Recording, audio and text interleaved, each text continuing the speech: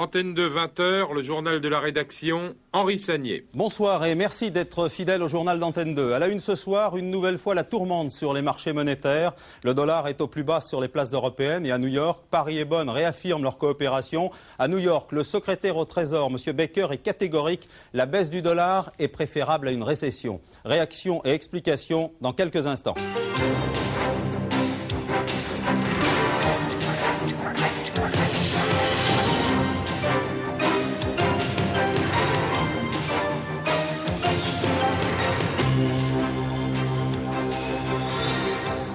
Charles Hernu persiste, je n'ai jamais donné d'ordre pour l'exportation d'armes vers l'Iran. Aujourd'hui, le juge en appelle à la Cour de cassation pour entendre l'homme clé de l'affaire, ex-collaborateur de l'ancien ministre.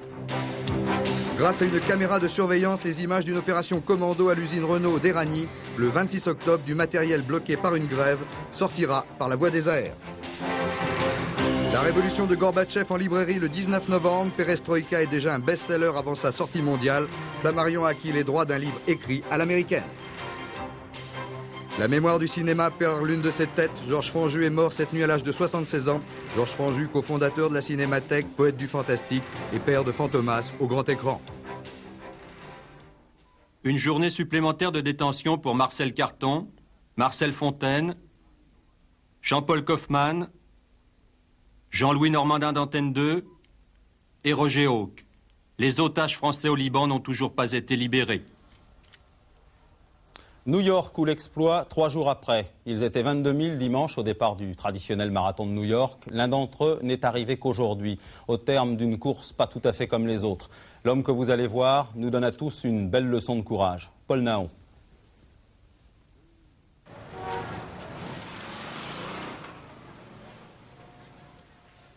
« 3 jours, 9 heures, 56 minutes, 38 secondes. Bob Wieland a battu son propre record de l'année dernière de 16 heures. Hier soir, à son arrivée à Central Park, une partie de la ville s'était arrêtée pour voir passer ce marathonien de tous les courages. Bob Wieland a perdu ses 2 jambes au Vietnam en 1969, au nord-ouest de Saïgon. Depuis, il court pour toutes les causes, celle des anciens du Vietnam ou de la faim dans le monde. Il a traversé l'Amérique de cette façon, d'est en ouest, en 3 ans et 4 jours. Si sa performance physique est extraordinaire, ne croyez pas que le temps qu'il réalise lui soit indifférent. Il court pour gagner sur lui-même et améliorer ses records.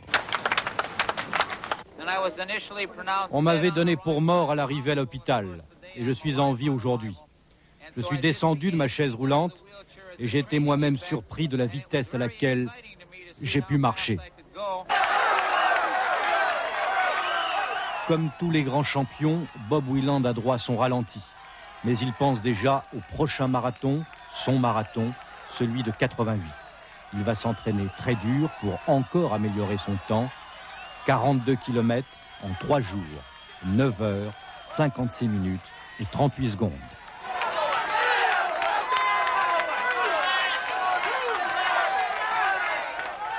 Chapeau, Monsieur Wieland. En France, toujours l'affaire Luchaire. Après les rebondissements enregistrés hier, Charles Hernu parle. Il parle au micro d'Antenne 2. L'image et le ton ont changé. L'homme agacé, qui visiblement maîtrisait assez mal son discours, prend un peu plus de recul aujourd'hui. Hernu s'explique dans un contexte difficile, mais son personnage est plus que jamais sur la sellette. À Lyon, reportage de Bernard Pradino. Dans cette mise en cause de Charles Hernu, la presse lyonnaise n'y va pas de main morte. Pour le Progrès, Charles Hernu explose. Pour Lyon Libération, voilà une photo de l'ancien ministre de la Défense avec un revolver à la main. Quant à la presse parisienne, numéro spécial de l'événement, elle se demande si Hernu est devenu fou. Le maire de Villeurbanne, après s'être fâché tout rouge hier contre les journalistes, était aujourd'hui plus serein, entouré de ses collaborateurs. Il rappelle qu'il n'est pas officiellement mis en cause et minimise l'affaire. Je reste un homme qui est décidé à me battre. Si mon honneur était menacé, il ne l'est pas. Les Français peuvent légitimement se poser la question de savoir pourquoi des ventes d'armes auraient échappé à la connaissance du ministère de la Défense et à plus forte raison de celle du ministre. J'ai déjà répondu à cette question. J'ai répondu il y a 1 an, pour la première fois un hebdomadaire. On a parlé, j'ai répondu une seconde fois, il y a 6 mois. Je n'ai jamais donné d'ordre d'exportation d'armes vers l'Iran. Cet après-midi, toujours dans l'affaire Luchaire, le juge Legrand a demandé la saisine de la chambre criminelle de la cour d'accusation. Pourquoi cette démarche? Eh bien, tout simplement parce que dans l'affaire Luchaire, certaines personnes bénéficient d'un statut protégé, entre guillemets. Ces personnes ne peuvent être entendues que par une juridiction compétente désignée par la Cour de cassation. Cette ordonnance a été rendue nécessaire en raison de la mise en cause de Jean-François Dubos, l'ancien homme fort du cabinet de Charles Hernu, actuellement maître de requête au Conseil d'État. À noter également aujourd'hui une première réaction de François Diaz. Diaz, l'ami de longue date de Charles Hernu, suspecté d'avoir reçu 2 ou 3 millions de centimes, de 3 millions de francs de la part de la société Luchaire. François Diaz rejette en bloc toutes les accusations. Olivier Lerner. Voici l'un des hommes clés de l'affaire Luchaire. François Diaz, militaire, proche de Charles Hernu, qui, jusqu'à ce jour, était resté dans l'ombre de l'ancien ministre de la Défense. Dans le rapport Barba, François Diaz, dénoncé par Daniel de Wavrin, PDG de la Luchaire, est accusé d'avoir touché en tant qu'intermédiaire entre 2,5 millions et 3 millions de francs de commission sur les ventes d'armes à l'Iran. Ce que je tiens à vous dire du fond du cœur en toute sincérité, c'est que je suis étranger à tout cela, monsieur. Vraiment étranger à tout cela. On ne peut pas accabler un homme. Je suis abasourdi. Vous souhaitez la lumière sur l'affaire Luchaire? Monsieur, soyez gentil. Mais bien sûr que je souhaite la lumière sur l'affaire. Monsieur Diaz, ces messieurs, j'ai mon avocat pour leur métier. Voilà. Mais il y a une instruction en cours et nous irons aussi longtemps, aussi souvent que nécessaire chez le juge d'instruction. C'est tout. Pour le moment, nous nous Michel maintenons Legrand là. a pris contact avec vous? Pas encore. Voilà, messieurs, soyez gentils. François Diaz figure désormais au premier rang des inculpés potentiels, avec Jean-François Dubos, proche collaborateur de Charles Hernu, au ministère de la Défense, et Daniel de Wavrin, le PDG de la Luchaire. François Diaz, l'organisateur du financement de la campagne des municipales de Charles Hernu en 83, devra dire devant le juge si oui ou non une partie de ces commissions ont été reversées au Parti socialiste. Au-delà des réactions de ceux qui sont présentés comme les personnages clés de cette affaire, les réflexions vont bon train aujourd'hui. La petite phrase d'un confrère du Monde résume assez bien d'ailleurs la situation. Je cite, « Bombardé à l'obus de 155 depuis le début de la semaine, le paysage politique s'apparentera peut-être un jour à un champ de ruines. » En dehors de cette image, beaucoup se demandent ce soir si l'assaut n'est pas lancé contre l'Elysée. Rachid Arabe. Les obus de l'affaire Luchaire atteindront-ils l'Elysée et donc le président de la République? Rien ne permet de le dire pour l'instant, mais dans la classe politique, à droite comme à gauche, des voix s'élèvent pour demander à François Mitterrand de parler. Je fais hautement confiance au président de la République dans cette phase pré-présidentielle où le gouvernement cherche à se défausser d'un certain nombre de ses responsabilités économiques et sociales. Je lui fais confiance pour établir clairement la réalité. Au point où nous en sommes, la plénitude de la lumière sur la conduite des affaires de l'État, dans une affaire d'État, ne peut venir que du sommet de l'État. Jean Le Canuet s'exprimait après l'audition d'André Giraud par la Commission de la Défense nationale. Une réunion à huis clos, à l'issue de laquelle on déclarait côté RPR que le ministre avait contribué à décrisper une affaire importante. Décrispation, c'est aussi ce que souhaiterait apparemment Jacques Chirac, le Premier ministre. Dans toutes les démocraties, malheureusement, et c'est un des points faibles probablement du système démocratique, il y a notamment dans les périodes qui précèdent des élections, l'exploitation d'un certain nombre d'affaires, entre guillemets, plus ou moins fondées d'ailleurs, dont certaines se dégonflent aussitôt après. C'est ainsi, on ne peut que le regretter, en tous les cas je le déplore. La classe... Si l'on en croit nos confrères du Nouvel Observateur, les différents scandales mettent la classe politique en danger. Un sondage Sofres Nouvel Obs nous apprend que pour 56% des Français, les hommes politiques sont surtout soucieux de leurs intérêts personnels. 54% des personnes interrogées pensent que la classe politique ne tient pas compte de l'opinion française. Enfin, vous allez le voir, la gauche et la droite sont renvoyées dos à dos. Pour 63% des personnes interrogées, on n'est pas plus honnête à gauche qu'à droite. Bref, les Français ont la dent dure pour les politiques. Les élus paient incontestablement le prix des affaires. Tempête sur le monde politique et gros nuages sur les marchés monétaires. Le dollar est au plus bas sur les différentes places, 5 francs 68,50 et nettement en dessous d'un marque 70 aujourd'hui à New York. Apparemment, l'indécision des États-Unis accroît considérablement la tourmente. Dans ce concert d'incertitudes, la petite phrase de James Baker, le secrétaire américain au Trésor, a fait l'effet d'une bombe. James Baker a notamment déclaré que la baisse du dollar était préférable à la récession. L'ambiance à Washington avec Jacques Abouchard. 10 jours de discussions serrées, de marchandage au capital de Washington et toujours pas de résultat. La Maison-Blanche et les élus du Congrès s'affrontent sans pouvoir résoudre le casse-tête de l'énorme déficit budgétaire.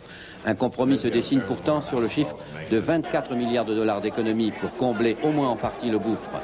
Notoirement insuffisant, déclarent les financiers, alors que Wall Street, encore sous le choc du lundi noir, a les yeux braqués sur Washington. Le message des boursiers aux politiques est clair, faites vite quelque chose ou alors nous plongeons. Robert Solow, lauréat du Nobel d'économie 87, comme son illustre collègue John Galbraith, portait récemment des jugements très sévères sur la politique économique et financière de l'administration Reagan. Le président s'efforce, sans vraiment convaincre, de donner l'impression qu'il tient toujours fermement la barre. À Paris, vive réaction d'Édouard Balladur. Cet après-midi, le ministre de l'économie et des finances s'est félicité ouvertement de la coopération monétaire qui s'instaure avec les Allemands. Concrètement, Paris augmente ses taux à court terme alors que Bonn les révise à la baisse. Bref, les autorités monétaires françaises et allemandes s'associent et associent leurs efforts pour promouvoir la stabilité des marchés financiers dans l'esprit des accords du Louvre. Notre objectif est clair. Il faut maintenir la stabilité monétaire dans le cadre du système monétaire européen. Notre objectif est également clair.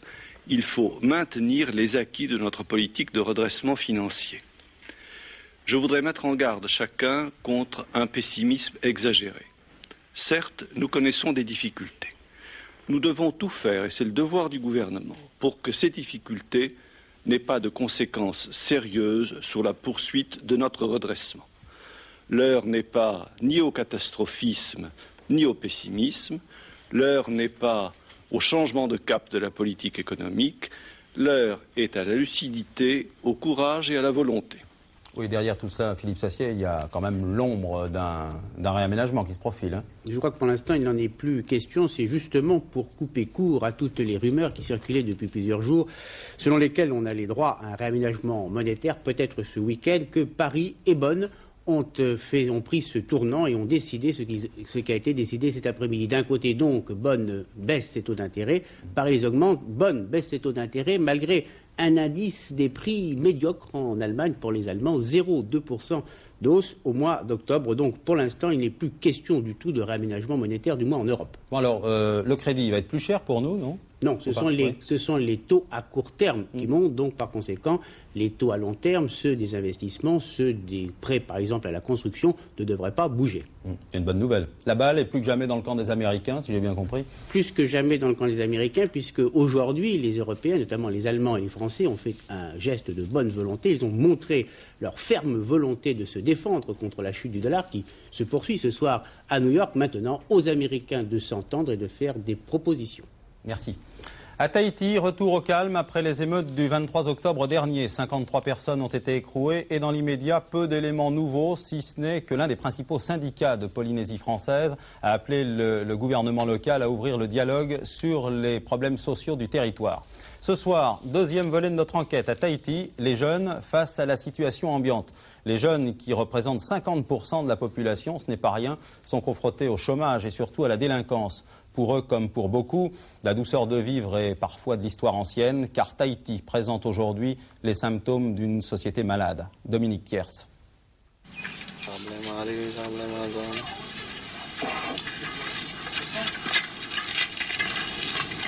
Si t'as pas de tatouage, on dit que t'es pas un mec. Antonino, Christian, Raphaël, ils ont tous entre 15 et 25 ans. Ils appartiennent à la même bande, la bande d'Oremu, un quartier populaire à 10 km de Papeete. Cela fait longtemps qu'ils ne vont plus à l'école, ils sont sans travail et leur vie, c'est le bord de la route. On passe notre temps tous les jours comme ça. Aller voir les copains, on marche d'en bas, d'en haut, toujours comme ça. On écoute de la musique. On parle un peu, on joue aux cartes. À peine plus âgé, Bruno vit dans un autre monde. Il est chef d'entreprise.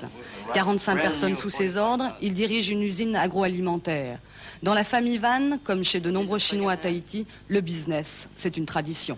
Études coûteuses aux États-Unis, puis retour dans ce qu'il considère son pays. J'ai vécu dans une vallée où il n'y avait que des Tahitiens. On faisait la bicyclette avec des Tahitiens, on jouait au football avec des Tahitiens. Le Chinois, il parle le tahitien.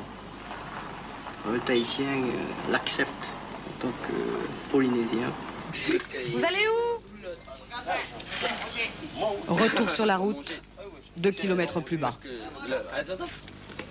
Arpenter leur territoire, c'est à peu près leur seule occupation. Tous les jours, la bande, elle prépare son repas comme ça. Yes. C'est comme ça. Au menu, du hourou, une sorte de patate douce et 3 boîtes de candé.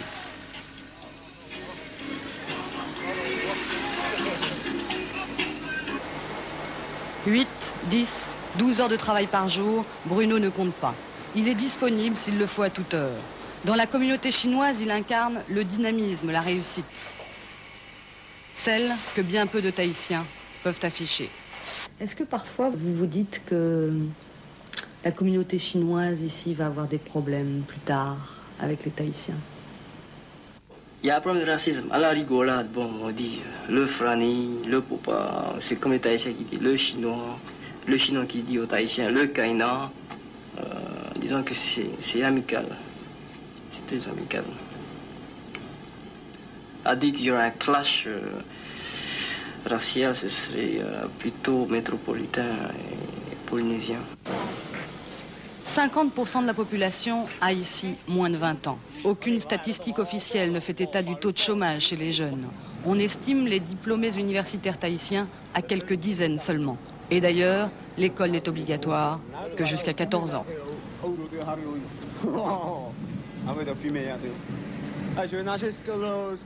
Voyons rapidement les télégrammes de l'étranger. Ensuite, en compagnie de Georges Bortoli, nous vous dirons tout sur ce livre, le livre de Mikhail Gorbatchev, qui sort dans quelques jours.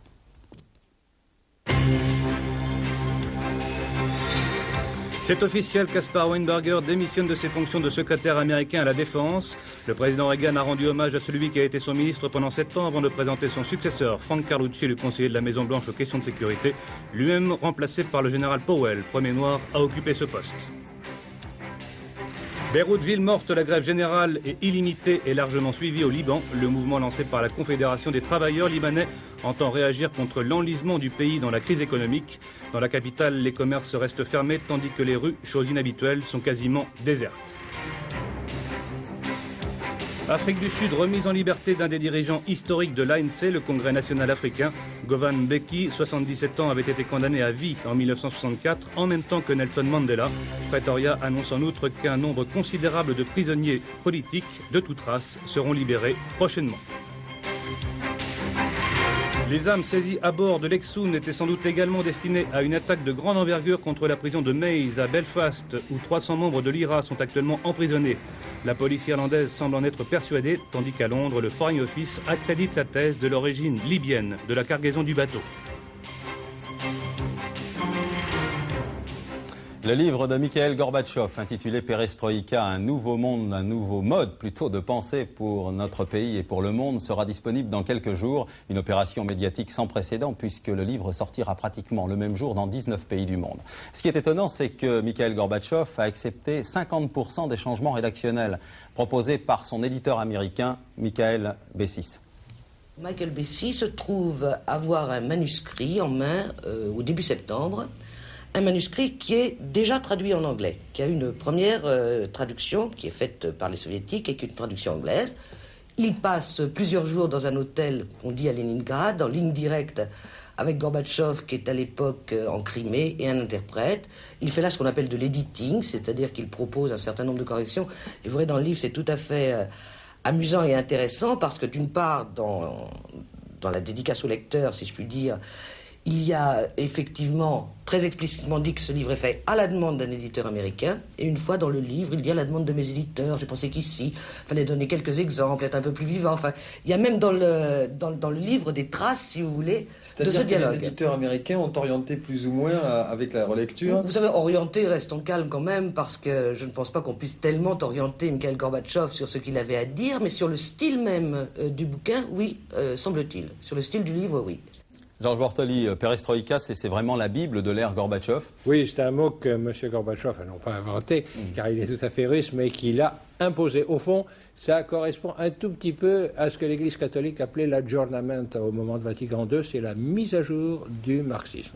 Alors l'objectif, je le suppose, c'est de toucher un maximum de lecteurs, de les toucher à défaut de les convaincre, bien sûr. Oui, c'est un nouveau message. M. Gorbatchev en fait passer tout le temps des messages par la télévision, la radio, etc. Là, c'est par livre pour persuader, ou essayer de persuader, que premièrement, sa politique internationale, notamment sa politique de désarmement, c'est la meilleure possible, et deuxièmement, que sa politique de réforme et du RSS, c'est aussi la meilleure possible. Alors c'est un livre très sérieux, on l'a vu tout à l'heure, mais il y a quand même quelques anecdotes à l'intérieur. Hein. Oui, c'est sérieux, c'est surtout sérieux, parce qu'un secrétaire général soviétique, ça doit d'abord être un théoricien du marxisme, n'est-ce pas? C'est un ministre en pique qu'il faut porter. Mais il y a tout de même quelques anecdotes, pas énormément. Par exemple, il cite 2 lettres qu'il dit avoir reçues récemment, qui me paraissent d'ailleurs très soigneusement sélectionnées. Ouais. L'une est d'un ouvrier qui lui écrit « Alors maintenant, vous savez, mon fils m'appelle à grands cris quand vous parlez à la télévision, et pourtant inacceptant. » Et puis la seconde, c'est d'un catholique lituanien qui lui écrit « Il faut que vous sachiez que tous les dimanches, je suis à l'église de 9h à 13h et que tous les dimanches, je prie pour vous et votre famille. » Alors ça, c'est quelque peu anecdotique, hein, on l'a bien compris. Sur le fond, le message est clair. L'URSS continue dans la voie socialiste. Absolument. Il écrit également, M. Gorbatchev, il n'est pas question de nous faire essayer un costume coupé pour d'autres. Ça veut dire que l'économie va rester centralisée, planifiée, dirigée, etc., mais qui va essayer d'exiger des gens qui travaillent plus et mieux. Au fond, disons que c'est le changement, des changements, mais dans la continuité. Merci Georges. Social, on reparle d'une affaire qui avait fait beaucoup de bruit récemment à la Régie Renault. Il y a 15 jours, à Éragny, dans le Val d'Oise, la direction décidait de transférer par hélicoptère, je dis par hélicoptère, des pièces de rechange. Une opération commando qualifiée de musclée par les syndicats, au moment précis où les 10 syndicats occupaient l'usine. Aujourd'hui, la CGT lève les piquets de grève et rend public un document vidéo très révélateur. Regardez. Il est 17h en ce lundi 26 octobre. Une caméra de surveillance filme un étrange balai. Pour la première fois en France, on utilise la voie des airs pour contourner les piquets de grève. Des concessionnaires de la régie chargent caisse après caisse des tonnes de pièces détachées. L'opération héliportée est minutieusement organisée. 3 hélicoptères ont été affrétés, une 60aine d'hommes mobilisés et la cour de l'usine transformée en véritable héliport. Tout est prévu. À l'autre bout de l'usine, des concessionnaires arrivés en renfort tentent de faire diversion en s'opposant au piquet de grève. Au total, plusieurs tonnes de matériel seront emportées par le commando.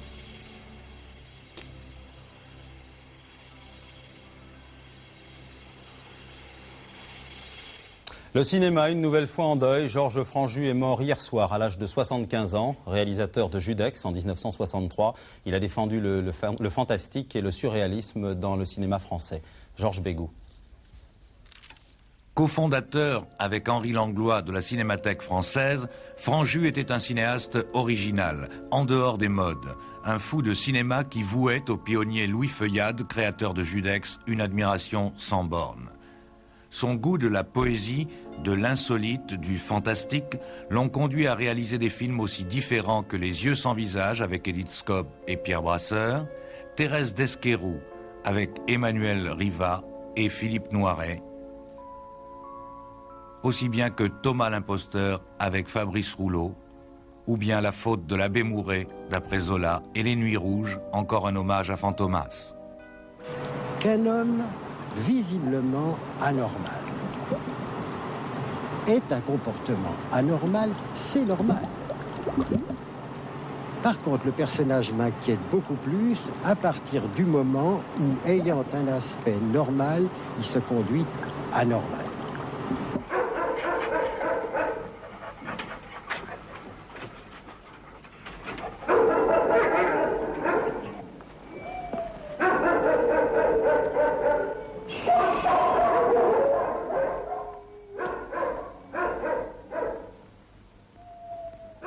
On a également appris cet après-midi le décès de Danielle Gobert, l'épouse de Jean-Claude Killy, l'ancien champion de ski. Danielle Gobert avait renoncé au cinéma en 1973. Elle avait connu son heure de gloire en 1959 dans Régate de San Francisco, un film de Claude Autant-Lara. Le sport, Jean Mamère, sport synonyme de tennis en ce moment sur Antenne 2.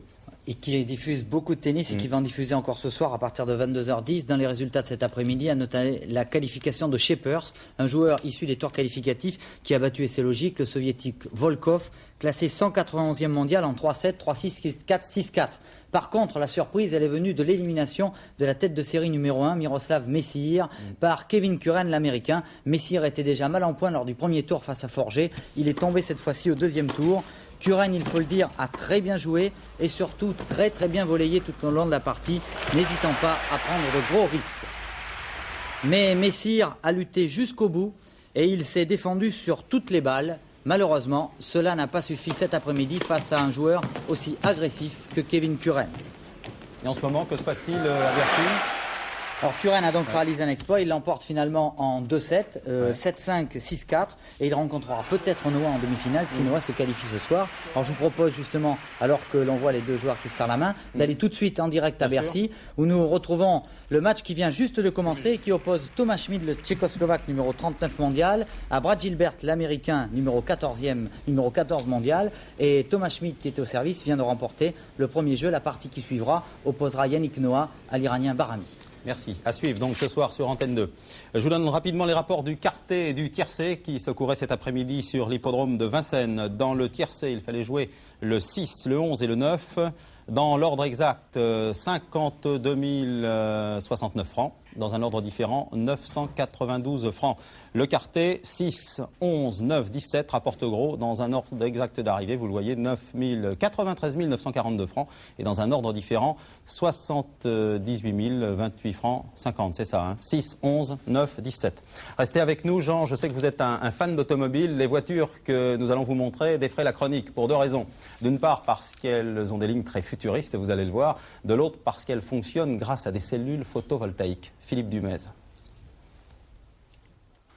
Ambiance de course de Formule 1 au départ de Darwin où 23 véhicules vont tenter de traverser l'Australie, c'est-à-dire 3200 km grâce uniquement à l'énergie solaire. Inutile de préciser que les géants de l'automobile japonais ou américains sont présents. Cela montre bien que ce système de propulsion est en train de sortir des rêves parfois difficiles à réaliser. Ici, on est déjà dans le concret du XXIe siècle. Rien n'a été laissé au hasard, ni les matériaux ultra-légers, ni les batteries très performantes pour arriver à rouler sous le soleil ou dans les nuages à près de 100 km à l'heure. Arrivée prévue samedi ou dimanche à Adélaïde après une semaine de course. Ouais, c'est loin de chez nous, mais ça pourrait presque rouler en France en ce moment. Hein. En ce moment, tout à fait. Alors nous avons, pourquoi, mon cher Henri? Parce que nous avons un bel anticyclone. Et c'est pourquoi nous l'avons surnommé notre météo aujourd'hui le Malabar du millibar. Malabar, eh bien c'est l'anticyclone qui est costaud, qui est plein de biscottos. 1036 hectopascal au millibar à Lille en ce moment, 1034 à Paris. Si vous avez un baromètre, vous tapotez dessus et vous verrez ce baromètre est à la hausse. Résultat demain, eh bien vous allez le voir sur la carte. C'est même pas la peine de la commenter. Il y a du soleil partout. Il y aura du soleil partout à partir de 10 h. En revanche, nous allons nous attarder quand même sur les températures de demain matin. Demain matin, parce que pour la première fois depuis bien longtemps, nous allons atteindre maintenant des gelées extrêmement basses. Vous voyez ces températures autour de -1 à -3 degrés dans l'Est, mais ce sont les températures en ville. En race campagne, nous irons jusqu'à -5 degrés. Il en sera de même -2, -3 en Touraine, dans toutes ces régions et même en région parisienne. Pensez à vos plantes si vous en avez. Dans la journée de demain, bien sûr, le thermomètre va remonter. Nous atteindrons des températures beaucoup plus sympathiques, à peu près les mêmes qu'aujourd'hui, avec un petit 9 degrés dans l'Est, mais là parce qu'elles arrivent du diable Vauvert. En revanche, dans le sud-est et dans le vous voyez, 20 à 21 degrés. Demain, eh bien, nous fêterons les Bertilles et le soleil se lèvera à 7h46, se couchera à 17h22 et j'ai oublié de vous dire qu'il fera -4 degrés à Coin en Moselle, où il gèlera, quoi. La gelée de Coin. Ah ouais, j'avais pas compris. Avant de rendre l'antenne, regardez bien ces images. C'est le début d'une grande chaîne pour combattre la myopathie, une maladie redoutable dont les causes sont encore inconnues. Cet après-midi, les sapeurs-pompiers ont entamé un tour de France pour récolter les fonds, des fonds qui seront mis à disposition de tous ceux qui luttent contre la myopathie. L'opération se déroulera les 4 et 5 décembre prochains sur Antenne 2. 26 heures d'antenne pour vous sensibiliser. Téléthon, c'est le nom de l'émission non-stop que nous vous proposerons, sera l'histoire d'un coup de cœur de l'équipe d'Antenne 2 pour les malades oubliés. Prochain rendez-vous d'information, 23h30 avec Aubry Edler. Demain, Télématin, dès 6h45 pour les Leftos. Philippe Mestre, proche de Raymond Barre et député, sera l'invité des 4 vérités de Gérard Morin. Excellente soirée sur Antenne 2. Je vous retrouve demain, 20h. Bonsoir.